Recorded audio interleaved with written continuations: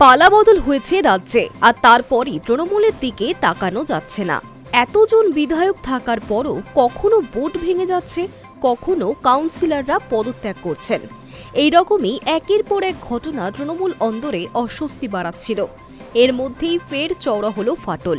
এবার তৃণমূলের সর্বভারতীয় সাধারণ সম্পাদক অভিষেক বন্দ্যোপাধ্যায়ের বিরুদ্ধে বিদ্রোহী তৃণমূলের 50 বিধায়ক। সূত্রের খবর, মঙ্গলবার স্পিকারের কাছে জমা পড়তে চলেছে এই 50 বিধায়কের তালিকা। নিজেদের প্রকৃত তৃণমূল বলে দাবি করেছেন তারা। এরপর থেকেই প্রশ্ন উঠছে, একটা কি বড়সড় ভাঙনের মুখে দাঁড়িয়ে তৃণমূল কংগ্রেস? মঙ্গলবার ধর্নায় নামতে চলেছে তৃণমূলের সর্বময় নেত্রী মমতা বন্দ্যোপাধ্যায়। ভোট পরবর্তী হিংসায় সরব হবার জন্য ফের ময়দানে তৃণমূল নেত্রী। যে সময় তিনি পথে নতুন লড়াইয়ের ডাক দিচ্ছেন, সেই সময় সূত্রের খবর 50 বিধায়কের সই স্বাক্ষরিত একটি রেজলিউশন জমা পড়তে চলেছে স্পিকারের কাছে। এই 50 বিধায়ক অভিষেক বন্দ্যোপাধ্যায়ের বিরুদ্ধে বিদ্রোহ জানিয়ে মমতা বন্দ্যোপাধ্যায়ের নামে জয়ধ্বনি দিচ্ছেন। সূত্রের খবর, এই 50 জন আবার স্পিকারের কাছে নাম জমাও দিচ্ছেন।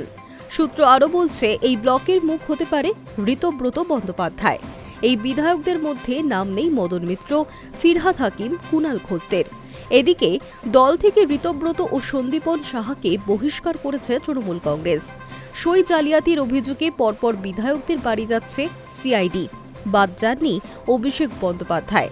এরপর সোমবার মুখ্যমন্ত্রী শুভেন্দু অধিকারী জানিয়েছেন, এই সই জালিয়াতির অভিযোগ আদতে করেছিলেন সন্দীপন সাহা এবং ঋতব্রত বন্দ্যোপাধ্যায়। মুখ্যমন্ত্রীর বক্তব্যের 20 মিনিটের মধ্যেই দল বিরোধী কাজের জন্য 2 বিধায়ককেই বহিষ্কার করেছে তৃণমূল। ইতিমধ্যেই কুণাল ঘোষ এই 2 জনকে বিশ্বাসঘাতক বলে তোপও দেখেছেন। এই পরিবর্তিত পরিস্থিতির মধ্যেই এবার নাম উঠে এলো এদের। Hi News network.